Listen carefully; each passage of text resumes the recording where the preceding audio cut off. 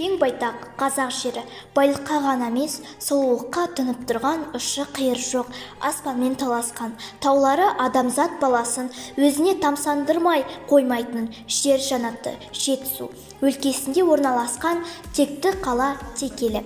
Мен Атажанов Sevinç Хуржетқызы, осы Текелі қаласының нөмір 1 орта мектебінің шәкіртімін. Менің әкем Аркаев Қуршет 1981 жылы 20 қазанда дүниеге келген. Анам Атажанова Азада 1983 жылы 15 қаңтарда өмірге келген. Ұлтымыз өзбек елі. Ата-анасын ардақ тұту, өзінің перзенттік парызын бір сәтке де есінен шығармау, жас ұрпақтың адамшылдығының белгісі. Біздің дініміз де, тіліміз де, дәстүріміз де әке ұғымы, қастерлі де қасиетті. Әке шаңырақтың шамшырағы, отбасының тірегі. Әкем бағбаншы болып жұмыс жасайды. Үй шаруашылығында да тиянақты адам.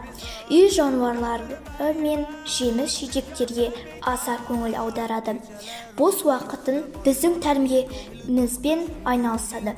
Себебі отбасының басты қазығы алтын тіреу діңгегі бала екенін жиі еске түсіріп отыратын әкем.